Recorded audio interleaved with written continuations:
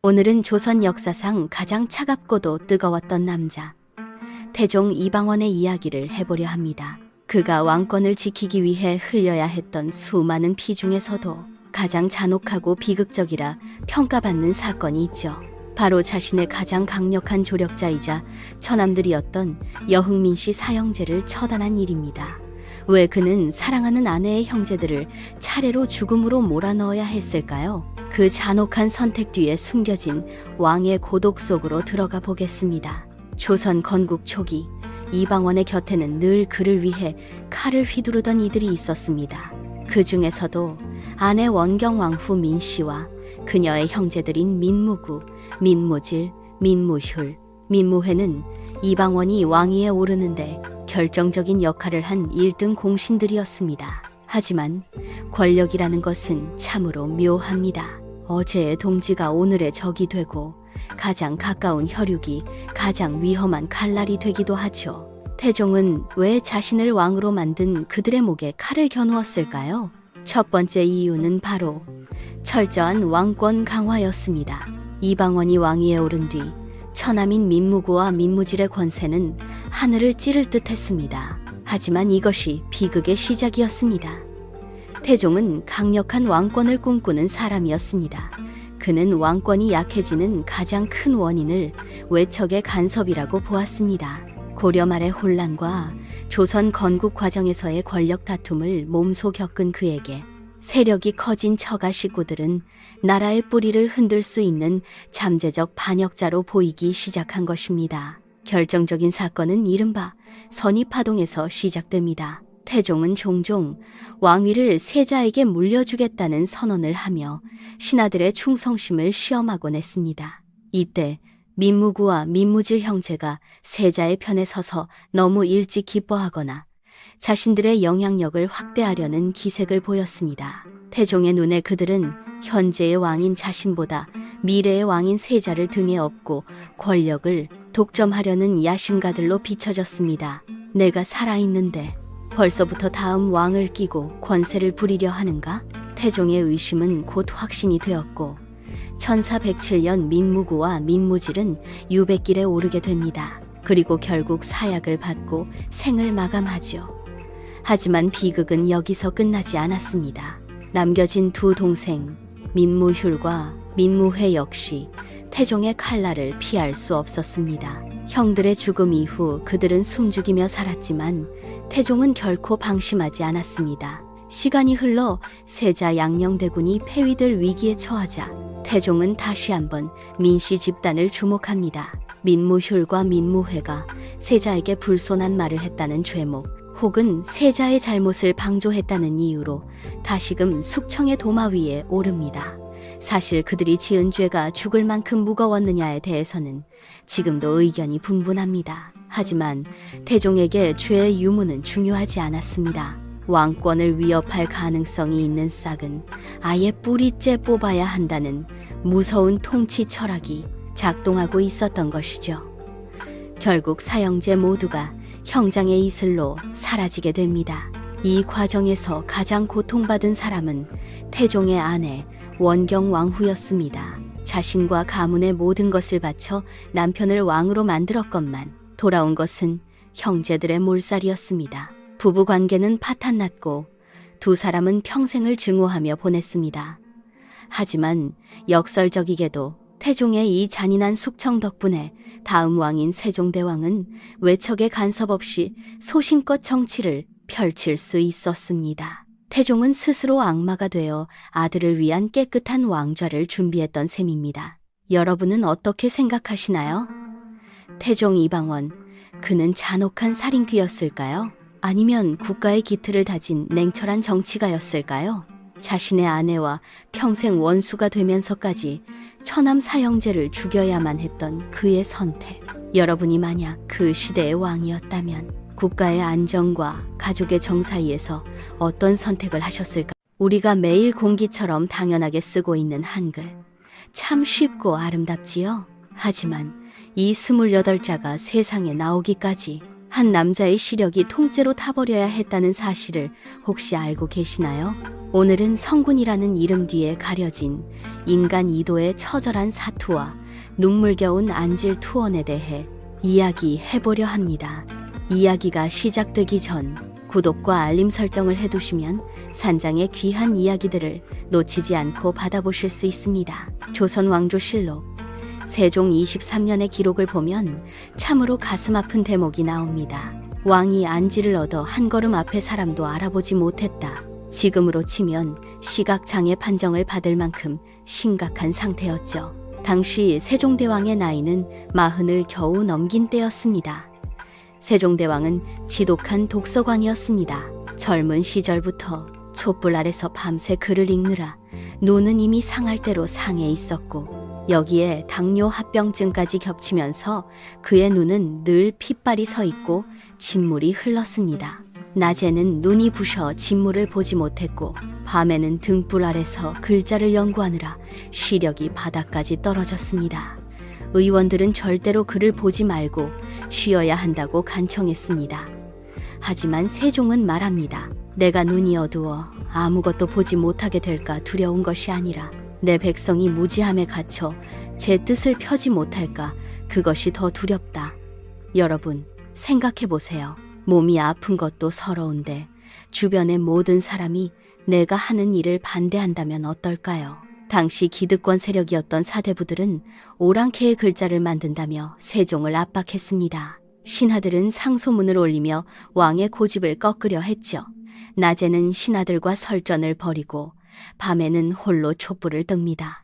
눈이 너무 아파 소금물로 눈을 씻어가며 붓끝이 보이지 않아 종이에 코를 박고 한자 한자를 써내려갔습니다. 기억을 그릴 때의 통증, 니은을 다듬을 때의 눈물, 한글은 머리로 만든 것이 아니라 세종의 망막 위에 피로 쓴 글자였습니다. 여기서 잠깐 우리 은빛산장 가족 여러분도 인생을 살며 남들이 몰라주는 고독한 싸움을 해보신 적 있으시지요? 세종의 이 지극한 사랑에 마음이 울컥하신다면 지금 좋아요 한번 꾹 눌러주세요. 여러분의 따뜻한 공감이 영상 제작에 큰 힘이 됩니다. 세종은 왜 그렇게까지 해야 했을까요? 그는 알고 있었습니다. 그를 모르는 백성은 억울한 일을 당해도 호소할 길 없고 농사 짓는 법을 글로 배우지 못해 늘 배고픔에 허덕인다는 것을요. 세종에게 안질은 훈민정음을 포기할 이유가 아니라 오히려 서둘러야 할 이유였습니다. 내 눈이 멀기 전에, 내 시력이 완전히 꺼지기 전에 이 글자를 완성해야 한다. 결국 1443년 창조적인 28자가 완성됩니다. 하지만 그 대가는 가혹했습니다. 세종은 훈민정음을 반포하기 직전 거의 실명에 가까운 상태가 됩니다. 자신의 두 눈을 백성들의 수억 개의 눈과 바꾼 셈이지요. 이것이 바로 우리가 쓰는 한글이 단순한 글자가 아닌 왕의 눈물이라 불리는 이유입니다. 은빛산장 가족 여러분, 오늘 우리가 손주들에게 편지를 쓰고 스마트폰으로 소식을 전하고 이 영상을 보며 댓글을 남길 수 있는 것은 600년 전 한 남자가 견뎌낸 지독한 통증 덕분입니다.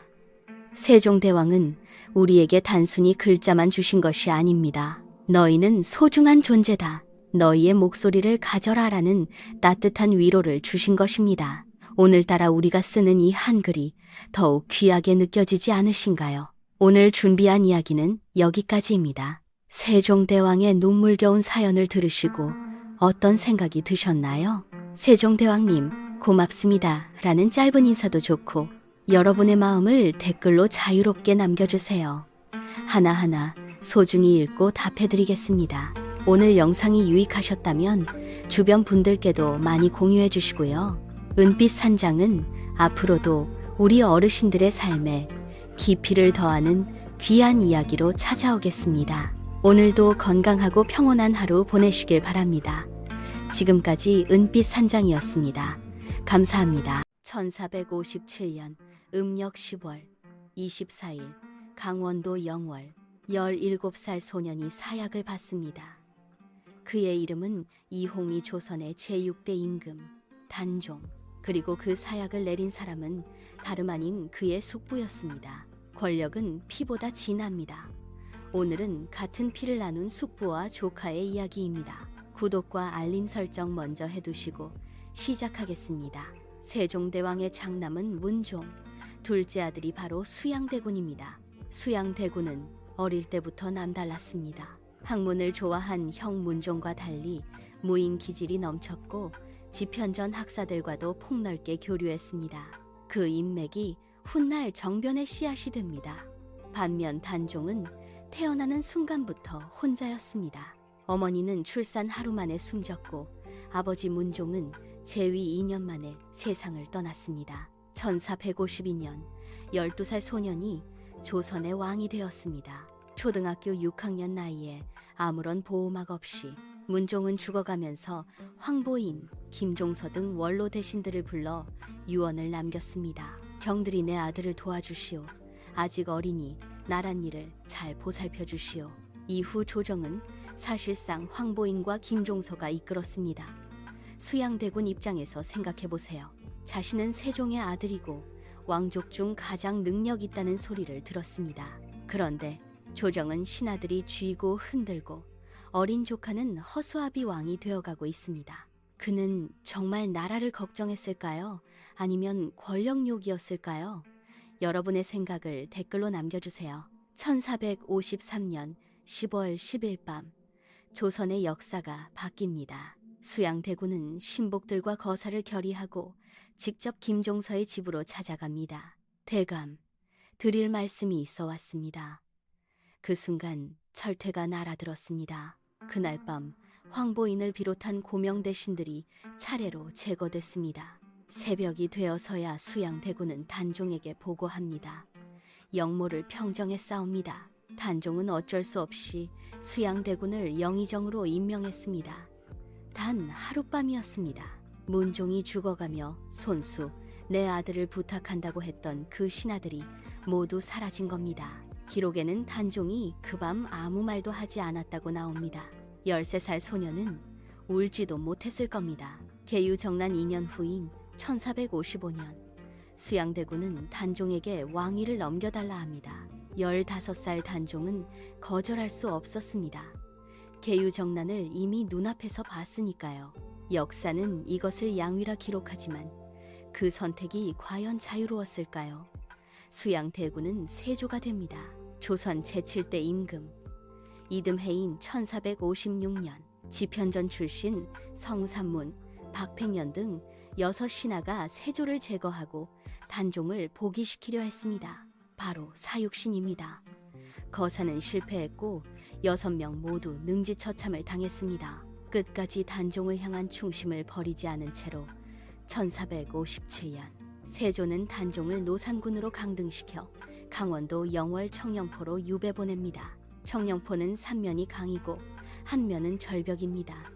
배 없이는 나갈 수 없는 곳, 그 섬 같은 땅에 17살 소년이 홀로 남겨졌습니다. 그곳에는 아직도 600년 된 소나무 한 그루가 서 있습니다. 단종의 울음소리를 들었다고 해서 이름 붙여진 관음송입니다. 그해 가을 세조는 사약을 내립니다. 사약을 들고 온 관리는 차마 잔을 건네지 못하고 울었다고 합니다. 주변 관리들도 모두 울었다고 합니다. 하지만 그 눈물이 단종을 살리지는 못했습니다. 단종이 세상을 떠난 뒤 그 시신을 거두는 사람이 없었습니다. 역적의 시신을 거두면 자신도 역적으로 몰리던 시절이었으니까요. 그때 영월호장 어뭉도가 목숨을 걸고 시신을 수습해 장례를 치렀습니다. 그 자리가 지금의 장릉입니다. 세조는 유능한 군주였습니다. 경국 대전의 기반을 닦고 북방 영토를 넓혔습니다. 하지만 그는 조카를 죽였습니다. 단종이 죽고 241년이 지난 1698년 숙종은 단종을 왕으로 복위시킵니다. 역사는 승자가 쓴다고 하지만 시간이 지나면 패자의 이야기도 살아남습니다. 세조를 이해하십니까? 아니면 용서할 수 없다고 보십니까? 댓글로 꼭 여러분의 생각을 남겨주세요. 진심으로 다 읽겠습니다. 여러분, 안녕하세요. 오늘은 조선 역사 중에서도 가장 가슴 아프고 가장 소름 돋는 이야기를 준비해드렸습니다. 어머니의 피 묻은 옷 한 벌이 아들을 조선 역사상 가장 잔인한 폭군으로 만들어버린 이야기입니다. 혹시 아직 저희 채널 구독 안 하신 분들은 지금 이 영상 보시면서 구독 버튼 한 번만 눌러주세요. 좋은 역사 이야기 앞으로도 계속 전해드리겠습니다. 그럼 시작하겠습니다. 지금으로부터 약 500년 전 조선 9대왕 성종 임금 시절 이야기입니다. 당시 궁궐 안에 윤씨라는 후궁이 있었습니다. 판봉상시사 윤기무의 딸로 빼어난 미모와 총명함으로 성종 임금의 총애를 한몸에 받던 여인이었지요. 그녀는 마침내 원자, 그러니까 훗날 왕위를 이을 아들을 낳았습니다. 조선의 법도에 따라 원자를 낳은 후궁은 왕비의 자리에 오를 수 있었습니다. 1476년 윤씨는 마침내 중전마마가 되었습니다. 모든 것이 완벽해 보였습니다. 그러나 여러분, 궁궐이란 곳은 완벽한 행복을 오래 허락하지 않는 곳이랍니다. 성종 임금은 여인을 좋아하는 왕이었습니다. 왕비가 된 뒤에도 임금의 시선은 끊임없이 다른 후궁들에게 향했지요. 윤씨는 그 시선을 견디기가 참으로 어려웠습니다. 질투라기보다는 어쩌면 두려움이었을 겁니다. 왕의 사랑을 잃은 왕비가 이 냉혹한 궁궐에서 과연 살아남을 수 있을 것인가 하는 그 원초적인 공포 말입니다. 윤씨는 점점 날이 서기 시작했고 궁 안에는 험담이 돌기 시작했습니다. 왕비가 임금을 저주하는 부적을 지니고 다닌다. 후궁에게 독을 먹였다. 행동이 투기를 넘어 광기에 가깝다.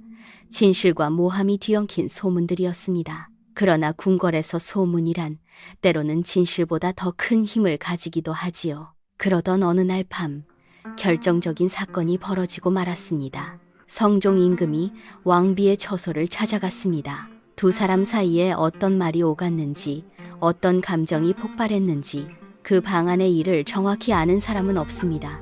다만 그날 이후 성종 임금의 얼굴에 손톱 자국이 남아 있었다는 것만은 분명한 사실로 전해집니다. 왕비가 임금의 얼굴을 손톱으로 핥히어 버린 것입니다. 여러분, 조선의 법도에서 이것은 단순한 부부싸움이 아니었습니다.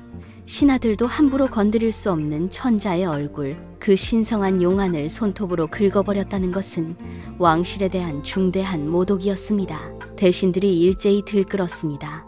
사헌부와 사간원이 성스리를 높였고 성종 임금의 어머니이신 인수대비께서도 며느리를 향해 싸늘한 눈길을 거두지 않으셨습니다. 성종 임금은 한동안 망설였습니다. 윤씨는 아직 원자의 어머니였으니까요. 훗날 왕이 될 아이의 어머니를 함부로 패할 수 있겠는가 하고요. 그러나 조정의 압박은 거셌고 인수대비의 뜻은 더욱 강고했습니다. 1479년 성종 임금은 마침내 교서를 내리셨습니다. 중전 윤씨를 패하여 서인으로 삼노라. 패비 윤씨는 그렇게 왕비의 옷을 벗어야 했습니다. 중전으로서의 위엄도, 궁중의 예우도, 그리고 사랑하는 아들의 얼굴을 볼 수 있는 권리조차 모두 사라져 버렸습니다. 그녀는 궁궐 밖 작은 집으로 쫓겨났습니다. 한때 조선 최고의 자리에 앉았던 여인이 이제는 이름조차 제대로 불리지 않는 존재가 되어버린 것이지요. 아들이 보고 싶었을 겁니다. 그 아이가 어떻게 자라고 있는지, 밥은 제대로 먹고 있는지, 웃는 얼굴은 어떤 모습인지. 그러나 그 아이는 이미 그녀의 품 안에 있는 아들이 아니었습니다. 조선의 법도 안에서 왕의 아들은 왕의 것이었습니다. 쫓겨난 어미가 마음대로 품을 수 있는 아이가 아니었던 것이지요. 그렇게 세월이 흘렀습니다.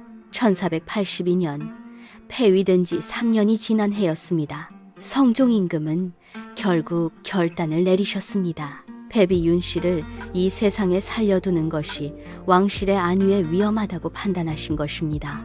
사약이 내려졌습니다. 검은 사발에 담긴 독약이 패비 윤씨의 손에 쥐어졌습니다. 그녀는 울었다고 합니다. 아들의 이름을 불렀다고 합니다. 제발 한 번만, 이 약을 마시기 전에 단 한 번만 아이를 볼 수 있게 해달라고, 아이의 얼굴을 마지막으로 한 번만 보게 해달라고 간청했다고 합니다. 그 청은 끝내 허락되지 않았습니다. 죽어가면서 윤 씨는 손을 뻗었습니다. 그리고 자신이 입고 있던 얇은 적삼, 그 옷에 손을 가져갔습니다. 입에서 쏟아지는 피를 그 적삼으로 받아낸 것입니다. 피 묻은 적삼, 그것이 이 가엾은 어머니가 이 세상에 남긴 마지막 흔적이었습니다.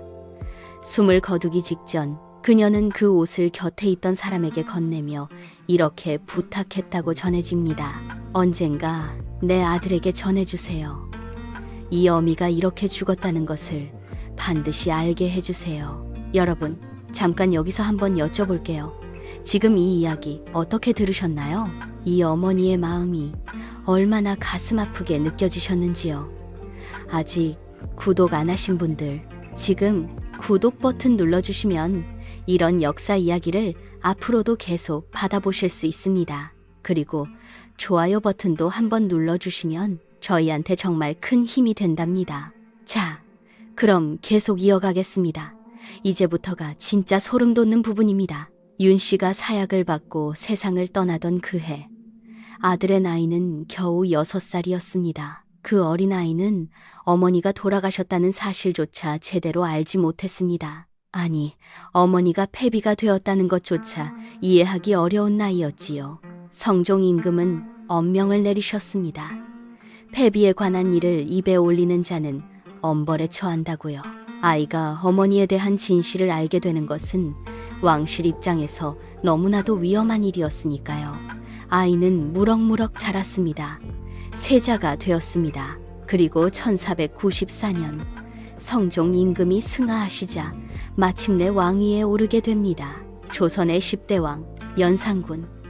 그는 왕이 되었습니다. 그러나 자신의 어머니가 어떻게 돌아가셨는지를, 피를 토하며 죽어가면서 피 묻은 옷을 남겼다는 것을 그는 여전히 알지 못했습니다. 연산군이 즉위하고 몇 해가 흘렀습니다. 여러분, 연산군이 처음부터 폭군이었던 것은 아니랍니다. 즉위 초반의 연산군은 학문을 좋아하고 시도 잘 짓는 총명한 왕이었습니다. 그러나 무언가가 그를 조금씩 갉아먹고 있었습니다. 어머니에 대한 진실은 철저히 봉인되어 있었지만 완벽하게 숨길 수는 없었습니다. 궁 안에서 오래 살아온 나인들은 알고 있었고 늙은 내관들은 알고 있었습니다. 왕 앞에서 스치는 조심스러운 눈빛들, 어딘가 어색하게 멈추는 대화들, 연산군은 감지하고 있었습니다. 자신이 모르는 무언가가 있다는 것을. 그리고 마침내 1504년 연산군 재위 10년이 되던 해, 그 봉인이 강제로 열리고 말았습니다. 누군가가 왕에게 폐비 윤 씨의 진실을 낱낱이 고했습니다. 어머니가 어떻게 폐위되었는지, 어떻게 사약을 받으셨는지, 그리고 그 죽음에 누가 관여했는지를요. 그리고 그 누군가가 가져왔습니다. 오랜 세월 동안 어딘가 깊숙이 숨겨져 있던 바로 그것을요. 피 묻은 적삼, 어머니가 죽어가면서 남긴 그 옷이 마침내 아들의 손에 쥐어졌습니다. 연산군이 그 적삼을 천천히 펼쳐보았습니다. 시간이 지나 검붉게 굳어버린 핏자국, 그것은 단순한 얼룩이 아니었습니다. 그것은 어머니의 마지막 숨결이었습니다. 아들을 부르며 토해낸 피였습니다. 차갑고 딱딱하게 굳어버렸지만 연산군의 눈에는 그것이 아직도 선명하게 붉었을 것입니다. 연산군은 그 자리에서 오열했다고 합니다. 여러분, 한번 생각해 보시겠어요? 어머니의 죽음을 무려 20여 년이 지나서야, 그것도 핏자국으로 처음 마주하게 된 아들의 심정이 어떠했겠는지요.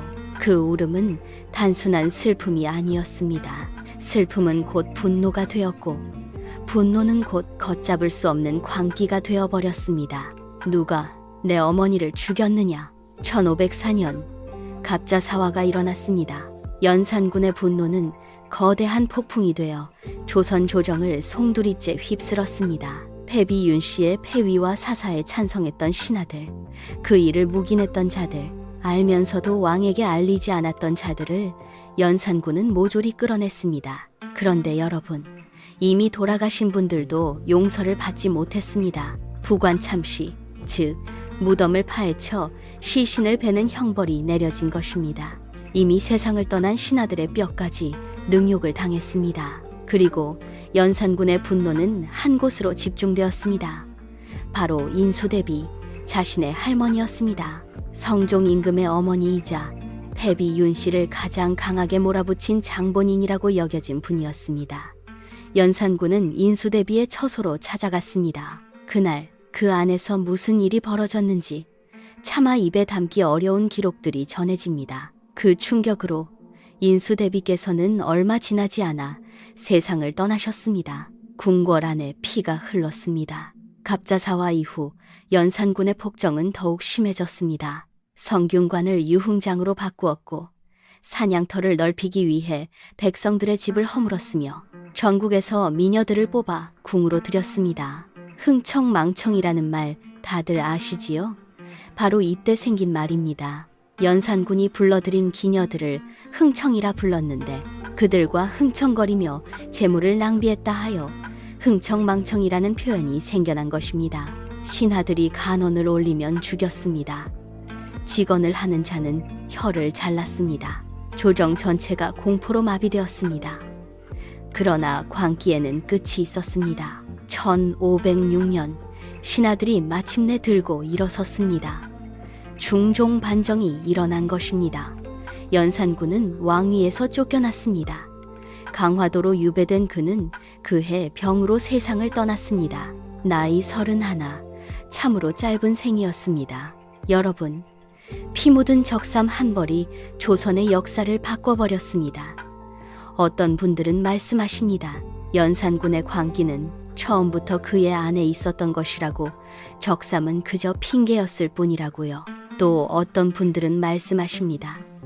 그 옷을 왕에게 전한 것은 정치적 음모였다고, 누군가가 연산군의 분노를 이용해 정적을 제거하려 했다고요. 또 어떤 분들은 말씀하십니다. 아들에게 진실을 숨겼던 성종 임금이 이 모든 비극의 시작이었다고요. 아마 세 가지 모두 틀리지 않을 것입니다. 그러나 그 어떤 해석도 하나의 진실을 지우지는 못합니다. 한 어머니가 죽어가면서 마지막 남은 힘을 다해 핏자국을 남겼습니다. 차마 아들의 얼굴도 보지 못하고 눈을 감아야 했던 그 여인이 말 대신 피로 아들에게 편지를 썼습니다. 그 피가 마르는 데는 오래 걸리지 않았습니다. 그러나 그 피가 역사에 남긴 흔적은 500년이 지난 오늘 이 이야기를 듣고 계신 여러분께까지 다 있습니다.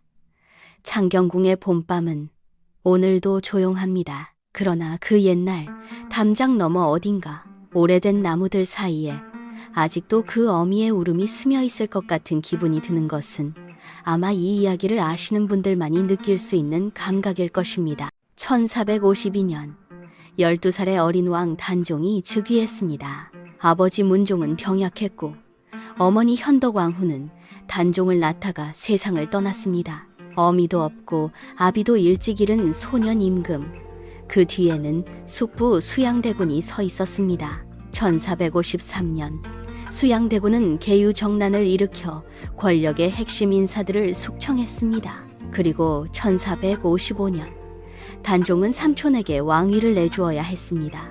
자의였는지 강제였는지는 역사가들도 여전히 논쟁합니다. 그렇게 세조가 즉위했습니다. 어린 임금은 왕위에서 내려와 노산군으로 강등되었고 강원도 영월의 청령포로 유배되었습니다. 16의 나이였습니다. 그것으로 끝이 아니었습니다. 1457년 성산문 등 사육신의 복위운동이 발각되었습니다.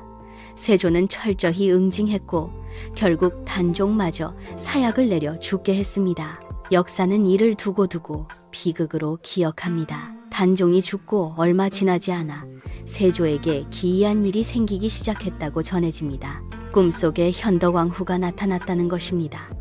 아들의 죽음을 알게 된 어미, 왕이 되지도 못한 채 죽은 아들을 둔 어미가 꿈속에서 세조 앞에 나타났습니다. 전설에 따르면 현덕왕후는 세조의 꿈속에서 침을 뱉었습니다. 그리고 다음 날 아침 세조의 몸에 피부병이 생겨났습니다. 온몸이 가렵고 부스럼이 돋았습니다. 아무리 치료해도 낫지 않는 병, 백약이 무효였습니다. 이 이야기는 연려실 기술 등 조선 후기 야사집에 등장합니다. 세조가 꿈에서 현덕왕후에게 침을 맞은 뒤 피부병이 시작되었다는 이야기는 민간에 널리 퍼졌고 점차 구체적인 형태로 굳어져 갔습니다. 하지만 이것은 어디까지나 야사이지 정사가 아닙니다. 세조는 현덕왕후의 능을 패하기도 했습니다. 단종의 어머니라는 이유였습니다. 무덤까지 격하당한 왕후, 그녀의 원한이 얼마나 깊었을지 사람들은 상상했습니다. 그리고 그 상상이 전설이 되었습니다. 세조실록을 비롯한 정사에도 세조의 병에 대한 기록은 실제로 존재합니다. 제위 후반기부터 세조는 심한 피부 질환에 시달렸다는 기록이 반복해서 등장합니다. 가려움증, 부스럼, 종기 등 만성적인 증상들이었습니다. 세조는 온천욕을 자주 즐겼습니다. 온양온천, 초수온천 등 전국 각지의 온천을 순행한 기록이 남아 있습니다. 당시 온천은 피부병 치료에 효험이 있다고 여겨졌습니다. 임금이 직접 몸소 온천을 찾아다녔다는 사실 자체가 그 병이 얼마나 괴로웠는지를 말해줍니다. 세조는 온천에서 한 노인을 만나 병이 나았다는 전설도 전해집니다. 그 노인이 문수보살의 화신이었다는 이야기와 함께 병을 고치려 부처에게도 매달렸던 임금의 모습이 눈에 선합니다. 의학적으로 보면 세조의 증상은 건선 또는 당시 식습관과 스트레스로 인한 만성 피부염이었을 가능성이 큽니다. 중년 이후 면역력 저하로 나타나는 질환들입니다. 왕위 찬탈 이후에 극심한 정치적 긴장감, 수많은 사륙의 트라우마가 면역 체계를 약화시켰을 수도 있습니다. 왜 사람들은 세조의 피부병을 저주로 설명하고 싶었을까요? 이 질문이 어쩌면 더 흥미롭습니다. 세조는 강력한 왕이었습니다. 경국대전의 기초를 닦았고 왕권을 크게 강화했으며 불교 진흥에도 힘썼습니다.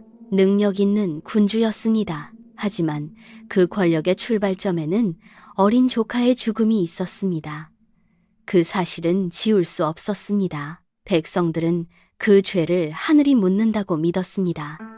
피부병은 눈에 보이는 형벌이었습니다.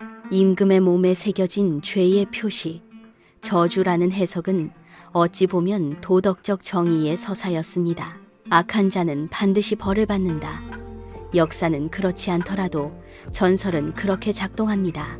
또한 현덕왕후를 저주의 주체로 설정한 것은 의미심장합니다. 단종의 아버지도 아니고 단종 자신도 아닙니다. 어머니입니다. 살아서 아들을 지키지 못한 어머니. 그 어미의 원한이야말로 가장 무서운 것이라는 오래된 감각이 전설을 만들었습니다. 세조 스스로도 죄의식이 없지는 않았을 것입니다. 그가 불교에 깊이 귀의하고 원각사를 짓고 상원사 중창에 힘쓴 것, 이 모든 행적이 어쩌면 속죄의 몸짓이었는지도 모릅니다. 병이 낫기를 바라며 동시에 용서받기를 바라며 세조가 심각한 피부병을 앓았다는 것은 사실입니다. 그것이 얼마나 고통스러웠는지도 기록을 통해 충분히 짐작됩니다. 하지만 그 병이 현덕왕후의 저주 때문이었는가? 그것은 역사학이 답할 수 있는 질문이 아닙니다. 현덕왕후는 세조가 왕이 되기 한참 전 1441년에 이미 사망했습니다. 단종을 낳다 죽은 그녀가 아들의 비극을 알 수도 저주를 내릴 수도 없었습니다. 전설은 사실의 기록이 아닙니다. 전설은 사람들이 역사를 어떻게 느꼈는지의 기록입니다. 세조의 피부병 저주 전설이 전하는 진짜 메시지는 이렇습니다. 권력으로 어린 조카를 죽인 왕, 그 왕이 아무 벌도 받지 않은 것처럼 보이는 역사 앞에서 사람들은 저주라는 이야기를 만들었습니다. 그것이 그들이 가질 수 있는 유일한 위안이었기 때문입니다. 역사는 세조를 위대한 왕으로 기록했습니다. 전설은 그를 저주받은 왕으로 기억했습니다. 어쩌면 둘 다 맞는 말일지도 모릅니다. 오늘 영상 흥미로우셨나요? 여러분, 혹시 서울 인왕산 자락을 바라본 적이 있으신가요? 깎아지른 듯한 거대한 바위들이 병풍처럼 둘러싸인 그곳엔 수백 년이 흘러도 지워지지 않는 피눈물 섞인 전설 하나가 서려 있습니다. 단 7일, 조선 역사상 가장 짧은 시간 동안 왕비의 자리에 머물렀던 여인, 단경왕후 신씨. 그리고 그녀를 평생 그리워하며 궁궐 한복판에서 산만 바라보았던 왕 중종. 왕이 되어서도 지키지 못한 단 하나의 사랑, 그리고 그 지독한 그리움이 만들어낸 치마 바위의 진실. 지금 시작합니다. 이야기는 1506년 조선을 뒤흔든 중종 반정에서 시작됩니다. 복군 연산군이 쫓겨나고 그의 동생 진성대군이 왕위에 오르니 그가 바로 조선 제11대 왕 중종입니다. 사실 두 사람은 10여 년을 함께한 금슬 좋은 부부였습니다. 진성대군이 영모의 위협에 떨 때마다 아내 신씨는 그를 다독이며 곁을 지켰죠. 남편이 왕이 되었을 때 신씨는 당연히 조선의 국모가 되었습니다.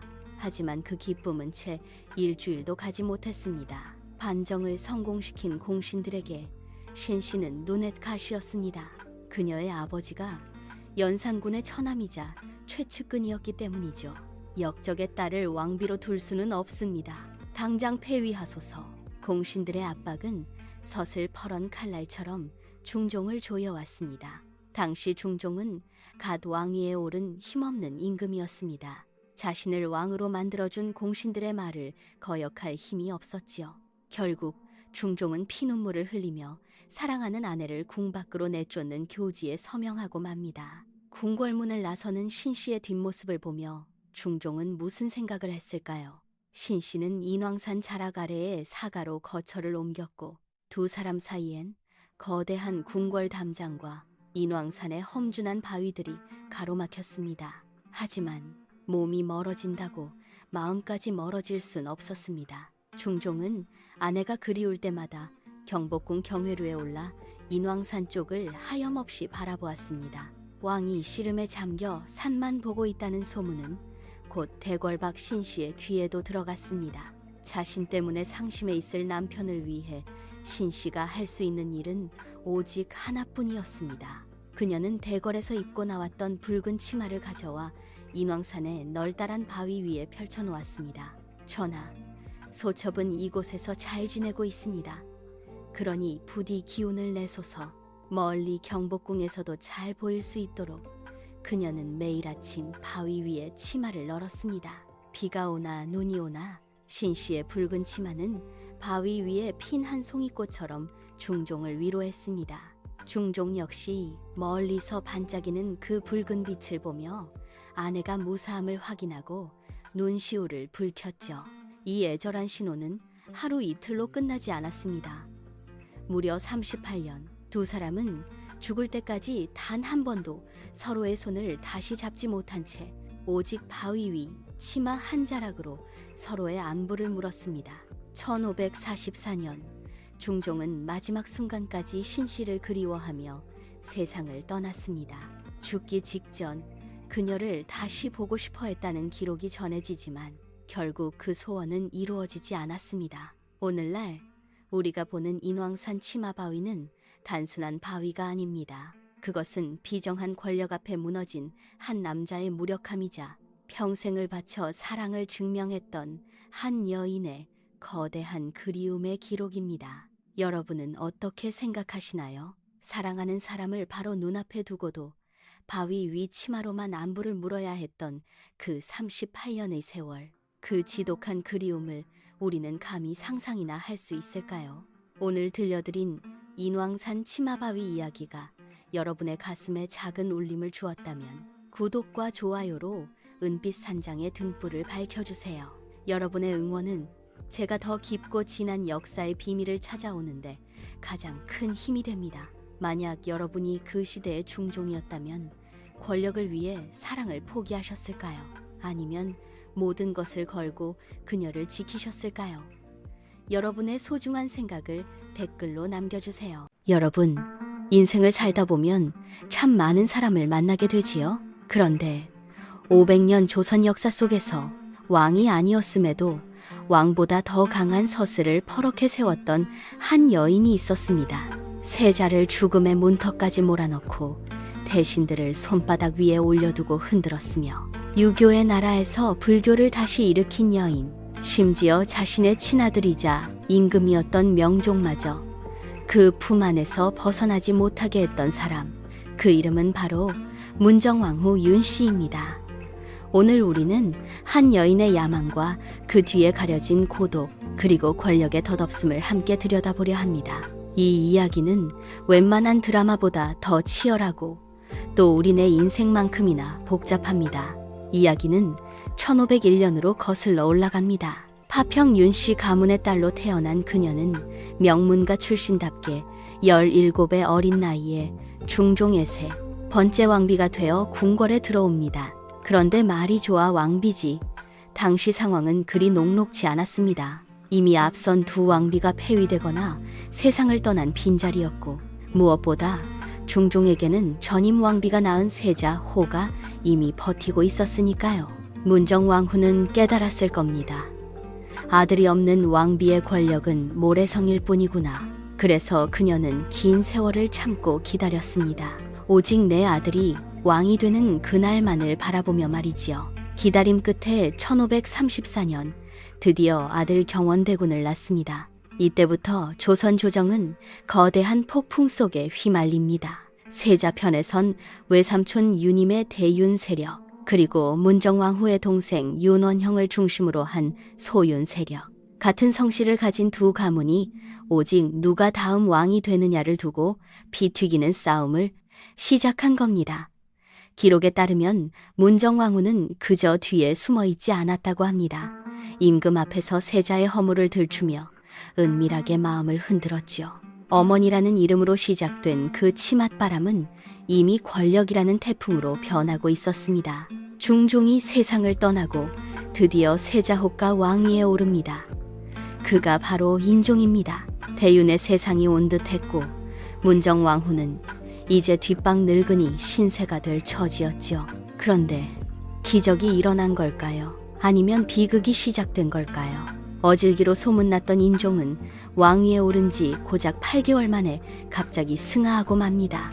여기서 그 유명한 독살설이 나옵니다. 문정왕후가 건넨 떡을 먹고 인종이 알아누웠다는 야사 말입니다. 진실은 누구도 모르지만 인종의 죽음으로 가장 큰 이득을 본 사람이 문정왕후였다는 사실만은 역사에 선명하게 남았습니다. 1545년 문정왕후의 아들 명종이 12살의 나이로 왕이 됩니다. 드디어 그녀의 시대가 열린 겁니다. 그녀는 기다렸다는 듯 칼을 빼들었습니다. 바로 을사사화입니다. 반대파였던 대윤 세력을 영모로 몰아 단숨에 숙청해버리죠. 수많은 선비가 형장의 이슬로 사라졌고 조정은 오직 문정왕후의 목소리만 울려 퍼지는 공간이 되었습니다. 참으로 무섭고도 서늘한 결단력이었습니다. 아들이 성인이 되었음에도 문정왕후는 권력을 내려놓지 않았습니다. 명종은 어머니의 눈빛 하나에도 몸을 떨 만큼 그녀를 두려워했다고 하죠. 이 시기 조선을 움직인 건 임금이 아니라 문정왕후와 그녀의 동생 윤원형 남매였습니다. 인사부터 나라의 큰일까지 모두 이들의 손을 거쳐야 했으니 그 권세가 하늘을 찌를 듯 했습니다. 하지만 권력이 한 곳으로 고이면 썩기 마련이지요. 그런데 여기서 우리는 문정왕후의 또 다른 얼굴을 보게 됩니다. 바로 지독할 정도의 불교 사랑입니다. 유교가 뿌리 깊은 조선에서 스님들을 도성 밖으로 내쫓던 시절이었는데 그녀는 보우라는 승려를 등용해 불교를 다시 일으킵니다. 선비들이 요승이 나라를 망친다며 거세게 반발했지만 그녀는 눈 하나 깜짝하지 않았습니다. 어쩌면 그 차가운 권력의 세계에서 그녀가 유일하게 마음을 기댈 곳은 부처님 앞이었을지도 모르겠습니다.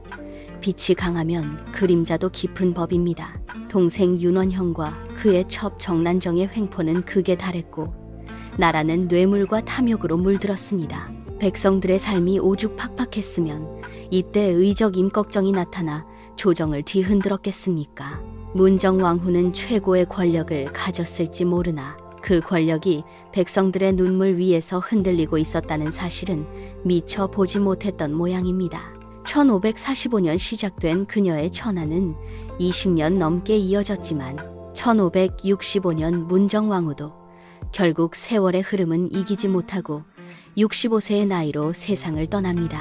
허망한 것은 그 다음이었습니다.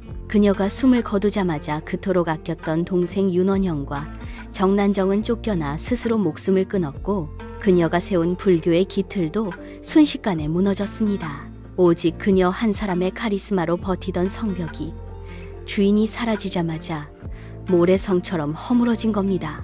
아들 명종 또한 어머니가 떠난 뒤 2년 만에 후사도 없이 눈을 감으며 그녀가 그토록 지키려 했던 혈통마저 끊어지고 맙니다. 여러분, 문정왕후의 일생을 보니 어떤 생각이 드시나요? 어린 나이에 궁에 들어와 평생을 자식과 권력을 위해 전쟁처럼 살았던 여인. 누군가는 그녀를 악녀라 부르고 누군가는 시대를 앞서간 여걸이라 부릅니다. 하지만 저는 그저 거친 역사의 풍랑 속에서 살아남기 위해 가장 날카로운 가시를 세워야 했던 한 인간의 고독이 보입니다. 결국 죽음 앞에서는 그 대단했던 권력도 한 중재에 불과하다는 것을 그녀의 마지막이 보여주는 것 같습니다. 오늘 문정왕후의 이야기를 통해 우리 인생에서 정말 소중히 지켜야 할 것은 무엇인지 한 번쯤 생각해보는 시간이 되셨길 바랍니다. 오늘 이야기가 마음에 닿으셨다면 은빛 산장의 가족이 되어주세요. 여러분의 따뜻한 댓글과 좋아요 큰 힘이 됩니다. 감사합니다.